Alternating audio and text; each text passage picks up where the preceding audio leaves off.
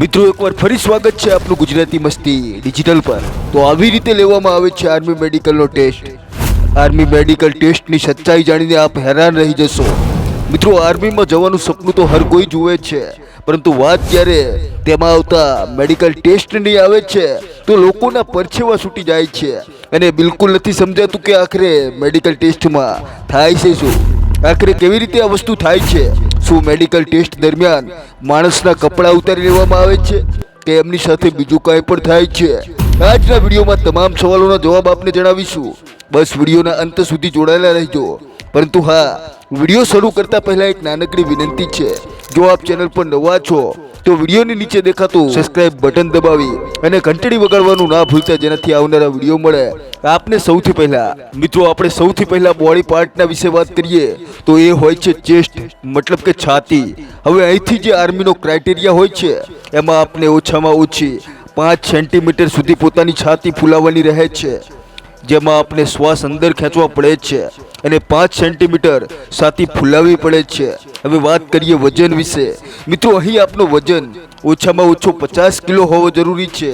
અને હવે જો આપણે બોડી માર્ક વિશે વાત કરીએ તો આપણા શરીરમાં કોઈ પણ પ્રકારનું નિશાન છે તો આ પરિસ્થિતિમાં આપણા શરીરમાં કોઈ વાગેલું અથવા ટેટુ દોરાવેલું હોય, એનું પણ નિશાન હોય, તેને માર્ક કરી લેવામાં આવે છે અને પછી તેની જાંચ થાય છે। આ પરિસ્થિતિમાં જો આપ જે પણ આર્મીનો ક્રાઇટેરિયા હોય છે તેને પૂરો કરી લો છો તો આપ ટેસ્ટ પાસ કરી જાઓ છો, નહીતર બહાર કરી દેવામાં આવે છે। હવે વાત કરીએ નોકની ટેસ્ટની, જેમાં આપને બિલકુલ સાવધાન પોઝિશનમાં ઊભા કરી દેવામાં આવે છે અને પછી આપના ઘૂંટણથી લઈને આપણા પગનો જે નીચેનો ભાગ હોય છે એની વચ્ચે જે જગ્યા હોય છે એને જોવામાં આવે છે। જેમ કે આપ તસવીરોમાં જોઈ શકો છો, અહીં 3 અલગ અલગ પોઝિશન છે। જેમ કે પહેલી પોઝિશનમાં ઘૂંટણ બિલકુલ સ્પર્શ કરે છે, જે બિલકુલ ખોટી પોઝિશન છે। જે વચ્ચેની પોઝિશન છે ત્યાં ઘૂંટણથી લઈને પગ સુધી નોર્મલ જગ્યા છે, જે બિલકુલ સાચી પોઝિશન છે। પરંતુ જે ત્રીજી પોઝિશન છે એમાં ખૂબ વધારે જગ્યા એટલે કે ખૂબ ગેપ જોવા મળે છે અને આ પણ ખોટી પોઝિશન છે। એવામાં જે વચ્ચેની પોઝિશન છે, આપણા પગ આ પ્રમાણે છે, એટલે કે સાવધાનની પોઝિશનમાં ઊભા રહ્યા બાદ આપણા પગથી લઈને નીચેના ભાગ સુધી વધુ ગેપ નથી તો કોઈ પ્રોબ્લેમ નથી, પરંતુ વધારે ખૂબ ગેપ છે અથવા બિલકુલ ગેપ નથી તો પણ પ્રોબ્લેમ થઈ શકે છે। જો કે મિત્રો થોડો ઘણો ફરક હોય તો ઘણી કસરત હોય છે જેનો ઉપયોગ કરીને આપ આ પ્રોબ્લેમને સોલ્વ કરી શકો છો। મિત્રો હવે આવીએ આઈ સાઈડ પર, કારણ કે અહીં 3 સ્ટેજ હોય છે। પહેલો તબક્કો એવો હોય છે જેમાં આપણી આંખોની સામે એક પેન્સિલ હોય છે અને તેને ડૉક્ટર ડાબીથી અને જમણી બાજુ ફેરવે છે અને આપને પણ એ પેન્સિલના હિસાબથી પોતાની આંખોની કીકીને ફેરવવાની હોય છે। એટલે કે પેન્સિલ ડાબી બાજુ લઈ જાય તો આપને પણ પોતાની આંખોની કીકીને ડાબી બાજુએ કરવાની હોય છે અને આ પરિસ્થિતિમાં આપને પોતાની ગરદન નથી હલાવવાની, બસ આપને પોતાની આંખોની અંદર જે બ્લેક કલરની કીકી હોય છે તેને લેફ્ટ અને રાઈટ ડૉક્ટરની પેન્સિલના હિસાબથી ફેરવવાની રહે છે। હવે જે આંખોનો ટેસ્ટ હોય છે એમાં બીજો તબક્કો હોય છે, આપની દૂર અને નજીકની નજરને ચેક કરવામાં આવે છે। જેવું કે આપ સ્ક્રીન પર જોઈ રહ્યા છો કે અલગ અલગ સાઇઝમાં અક્ષરો લખેલા હોય છે જેને આપને વાંચવાના હોય છે। જો આપ સફળતાપૂર્વક વાંચી લો છો તો આપને કોઈ પ્રોબ્લેમ નથી થતો। જો હવે આપણે ત્રીજા તબક્કાની વાત કરીએ તો એમાં કલર બ્લાઇન્ડ ટેસ્ટ હોય છે, જેમાં જોવામાં આવે છે કે આપના અંદર કલર ઓળખવાની કેટલી ક્ષમતા છે। જેમાં આપને એક રંગબેરંગી તસવીર દેખાડવામાં આવે છે જેમાં કંઈક લખેલું હોય છે અને આપને તેમાં લખેલી વસ્તુને ઓળખવાની હોય છે। હવે વાત કરીએ ફ્લેટ ફૂટ વિશે, એટલે કે પગના તળિયા વિશે। તસવીરમાં આપ જોઈ શકો છો કે જ્યાં અલગ અલગ પગ દેખાડવામાં આવ્યા છે જેમાં જમીનથી બિલકુલ અડે છે।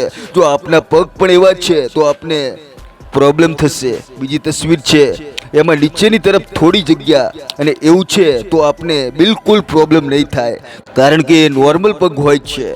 પરંતુ જો આપના પગ ત્રીજી ઇમેજ જેવા છે, એટલે કે પગના નીચેથી વધુ જગ્યા છે તો સમસ્યા આવી શકે છે। હવે મિત્રો વાત કરીએ આપના પગની એ નસોના વિશે જેનો પણ ટેસ્ટ લેવામાં આવે છે। અસલમાં આપના પગની બેક સાઈડ અને લેફ્ટ સાઈડમાં એક નસ હોય છે એનું પણ ચેકઅપ કરવામાં આવે છે અને એ જોવામાં આવે છે કે એમાં કોઈ પ્રોબ્લેમ તો નથી ને, એટલે કે તે ફૂલાતી તો નથી ને. તસવીરમાં આપ જોઈ શકો છો કે આપની આ બંને નસોમાં કોઈ હલાવ વગેરે છે તો સમસ્યા આવી શકે છે. હવે પગની આંગળીઓ વિશે વાત કરીએ તો જો પગની આંગળીઓની સાઈઝ ખૂબ વધારે અલગ કે એમાં વધુ ગેપ છે અથવા ખૂબ નાની મોટી છે, કપાયેલી છે તો પણ પ્રોબ્લેમ આવી શકે છે. એટલા માટે પગનો શેપ નોર્મલ હોવો ખૂબ જરૂરી છે.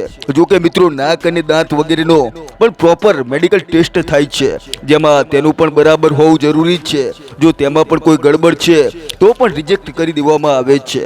એ સાથે ઉમેદવારના હાથોમાંથી વધારે પરસેવો ના આવવો જોઈએ, કારણ કે જો આપના હાથમાંથી વધારે પરસેવો આવે છે તો આપ કોઈ પણ વસ્તુને પકડવામાં પ્રોબ્લેમ ફેસ કરો છો. એટલે કે જો આપને એવી કોઈ તકલીફ છે જેમાં આપના હાથમાંથી વધુ પરસેવો આવે છે તો એનો ઈલાજ કરાવવો ખૂબ જરૂરી છે, જેનાથી આપને આર્મીના મેડિકલ ટેસ્ટ દરમિયાન રિજેક્શનનો સામનો ના કરવો પડે. મિત્રો હવે ટેસ્ટિકલ ટેસ્ટની વાત કરીએ, જેમાં અંડકોષની વૃદ્ધિની જાંચ થાય છે, જેમાં એ જાંચ કરવામાં આવે છે કે ઉમેદવારના જે અંડકોષની સાઇઝ છે તે એકદમ નોર્મલ છે કે નહીં.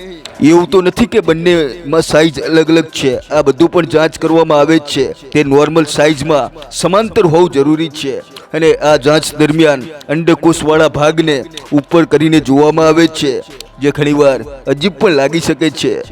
આ મેડિકલ ટેસ્ટ છે જેનાથી કોઈએ ગભરાવું ના જોઈએ. બવાસીરની બીમારી જો કોઈ ઉમેદવારને છે તો એમાં પણ સમસ્યા આવી શકે છે, એનો પણ ઈલાજ ખૂબ જરૂરી છે.